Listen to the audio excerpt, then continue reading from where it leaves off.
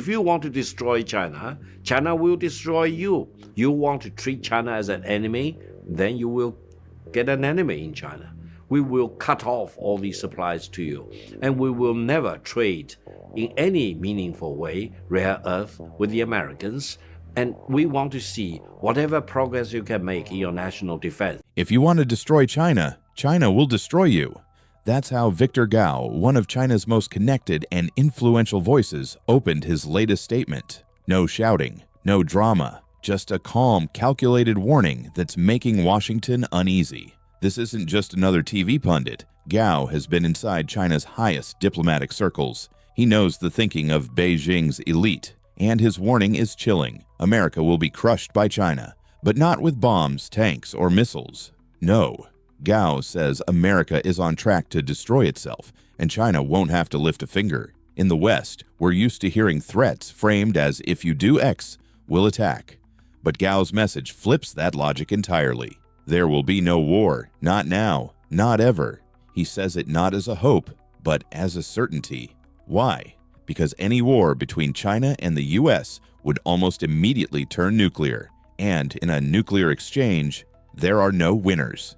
Between them, China and the United States hold over 11,000 nuclear warheads. One wrong move, one miscalculation, and it's not just Beijing or Washington that burns. The entire planet goes dark. Yet somehow, American military planners keep talking about China as if a war could be won. Gao calls this fantasy thinking, dangerous, costly, and detached from reality. Let's look at the money. In 2024, the U.S. defense budget reached $886 billion, more than the next 10 countries combined. And yet, every few weeks, a think tank report warns that China is closing the gap. Gao points out the obvious. This fear narrative isn't for the public. It's for the weapons industry, for defense contractors, for the military lobby that thrives on endless tension. Because in Washington, fear isn't a bug. War between China and the United States may soon escalate from conventional war to nuclear war. And in a nuclear confrontation, there will be no winner.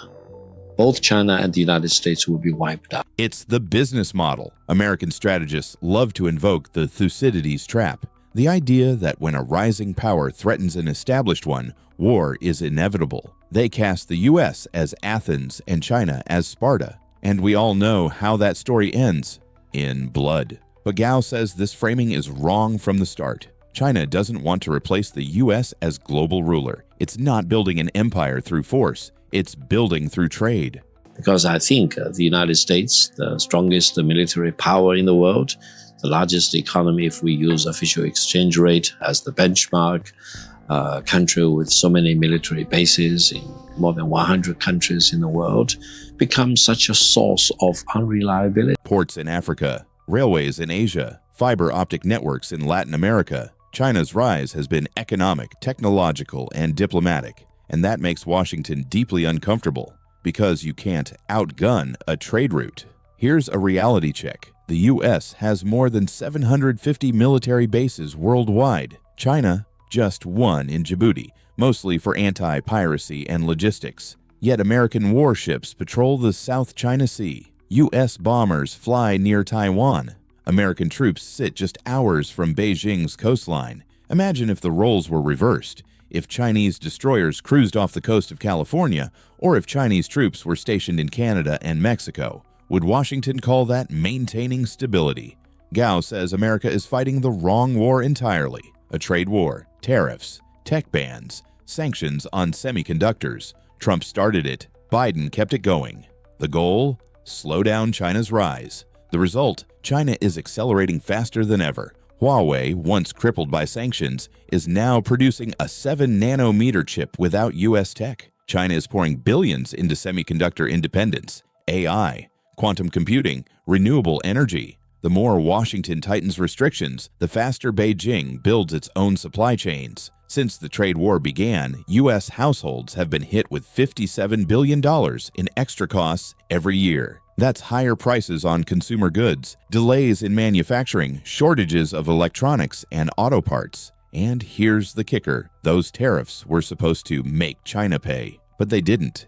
It's the American consumer and American businesses footing the bill. War, in Chinese philosophy, is always the last resort. Gao emphasizes that China's strength comes from restraint, not aggression. Its playbook: trade, not invade; build, not bomb; cooperate, not control. But in Washington, this restraint is read as weakness. Gao calls that a fatal miscalculation. It is very bad. It's an unprecedented trade war on such a large global scale, possibly not for almost 100 years. America, Gao says, is losing the psychological battlefield. Media outlets, think tanks, and politicians have turned China into the perfect villain for every domestic problem. Inflation, China. Tech layoffs, China. TikTok addiction, China. War is not an option between China and the United States, and war should not be an option at all for China and the United States. What is the goal of the United States if it wants to engage in a war with China? Do they really believe or indulge in the fantasy that they can wipe out China with 1.4 billion people, whereas the United States will remain more or less unscathed? No. That's not going to be the scenario. Meanwhile, countries in Africa, Southeast Asia, and Latin America aren't buying the narrative. They're making deals with Beijing, not because they're choosing sides, but because China is offering what they actually need: infrastructure, investment, technology. When Gao says America will be crushed, he doesn't mean tanks rolling down Pennsylvania Avenue. He means something much slower and more permanent.